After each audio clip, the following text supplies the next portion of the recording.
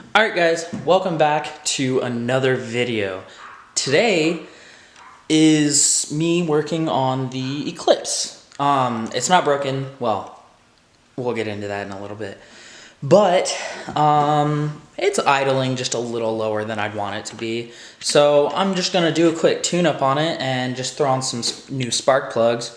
And then I'm also going to replace the wiper blades because they're not that great. They work, just not as well as I'd want them to. And it's always good to have extras. Plus, there's wiper blades on the rear. So, that's kind of important. So I'm just going to be doing spark plugs real quick, and that's it. But to kind of go back on what I was just saying a minute ago, it did break down a little bit the other night.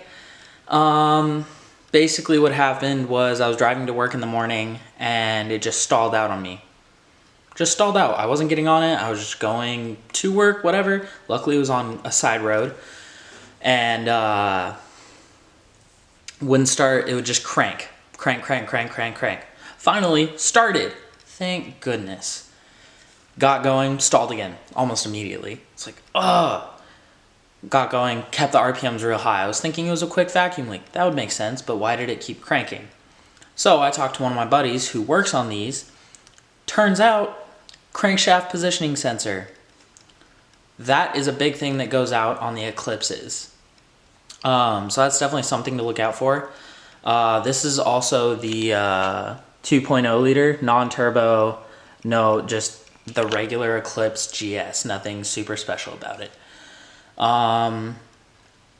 Yeah, so, and then it happened at night too, until I was able to, my buddy was able to meet me somewhere, and I was able to get there after a while.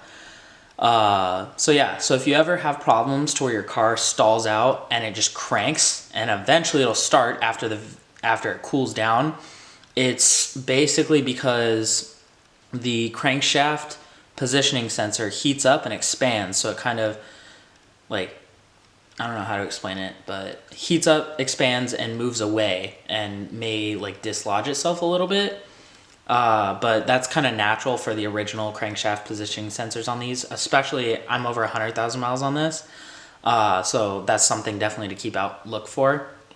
And also mine was a little loose when it came out. So definitely if you start having that problem, check it, maybe tighten it down, that might help, or just have a new one handy always just in case. Another thing, just always keep your fluids checked. Like, I'm going to do my spark plugs right now. Eventually, I'm going to do the spark lines, fuel lines. I might replace the hoses here soon. But I am going to do a complete coolant flush oil change within the next, like, 1,000 miles or something like that. So, yeah, let's get right into the spark plugs. Alright, so first thing you're going to do is pop all 4 of these off and make sure not to get them mixed up because they need to go back in the same hole they came out of. So I'll show you in just 3, 2, 1. Alright, so like I was saying, one over here, 1, 1, 1. They are all in their perspective area. Next, what you're going to do is actually another thing. Disconnect the negative terminal because you are going to be working with sparks. So disconnect the negative terminal and then come over here, and I think it's a 12 or a 10 that you'll be using. I'll tell you in just a second. You're going to need extension obviously, but you can see the spark plugs down there, and once you get in there, take all 4 out, and I'll show you in just a second when I have all of them out, and then I'll show you the next step. Alright, so now what I did was I got NGK G-Power spark plugs for my vehicle. Make sure you get vehicle specific spark plugs. Another thing is a spacer. Let's see if I can get this to focus.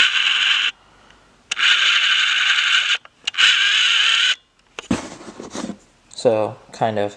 So basically, this, you can tell, kind of, it's different sizing as it goes around, and it has all the different numbers listed.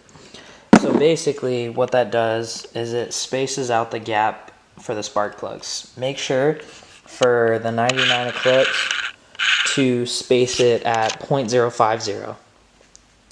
Another thing is, when you're buying spark plugs, they'll usually recommend getting anti-seize. I would definitely recommend it. And put it on with a light coat. And then also, what I did was, after I put it on, I used a rag. And then wiped it down. And it's pretty clean now. So after you do that, put them back in and tighten them down. Also, the size of this, I believe, let me double check for the size. One thing that you can do is double check. It is a 5/8. So you'll need an extension and a long deep socket for 5/8 for a 99 Eclipse GS with a 2.0 liter. So one thing that I would recommend is when you're trying to put them in, obviously put it in, make sure it lines up, do a couple quick loosen turns, that way it makes sure to find the threads so that you don't cross thread it. That would be really bad. And then you'd have to go and find another spark plug. So maybe 1 or 2 turns to the left to make sure that it finds its correct thread on the first try. Couple turns to the left, and then start tightening. Tighten all the way, tighten all the way, tighten all the way. Then, once you have that, once it tightens, so now that I have that, I'm going to get this piece right here. Maybe I should put it to tighten first. Okay. And basically, you don't want to over tighten it, just enough. Make sure you tighten it a little bit at a time. You don't want to tighten one way too hard and then move on. Tighten them just enough, and then basically, because if you over tighten it, that's bad. Alright, so last thing, usually when you replace the spark plugs, you want to replace the lines as well, especially if they have like oil or grime or something like that in them. And that's pretty simple. Basically, I don't know how well you can see this. Let me get my phone real quick to get some light on the subject. So basically, as you can see, kind of, if you'll give me a second, the lines are pretty simple. When you take this out, this will pop out too. Make sure you do not get the lines mixed up. Back left needs to go with left, front left, middle left, back right, front right, or back right, all the way to the right, middle right, middle right. Basically just follow the diagram. So I would say take them out one at a time. So do this one, then do this one, then do this one, then do this one. They're pretty simple. It's like a 3-minute thing. I didn't get any, so I'm actually gonna go get some real quick, replace them. And I'm just gonna call that good here because it seems to run fine now. And just make sure you button everything up when you're done. If you have any questions, feel free to leave them down below. And I know I haven't done a review on this car yet, but I'll be trying to do that like this weekend or something when I have more time because, you know, I work. So we'll see. I'm gonna try and make a video this weekend, but I'm doing a lot of stuff on this, so just be ready. So one last thing that I forgot to mention, the spark plugs are already all changed. I actually just went out and replaced the spark wires. As you can probably see, they're all numbered.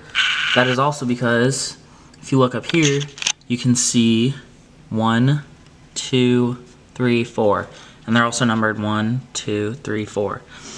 That is pretty much just so you know you don't get the lines screwed up, but also 1 and 4 are longer and 2 and 3 are shorter. So that's another way to notice. That's pretty much it. So spark plugs, spark lines, simple tune-up things. In maybe another 1,000 miles, I'm gonna do an oil change, a coolant flush, pretty much flush all the fluids and completely maybe change all the lines. Just doing a full tune-up, keep everything running super clean because I want this car to run as long as it possibly can. So this is me signing off. I will see you guys next time, and hopefully next time I will be doing a review on this magnificent car.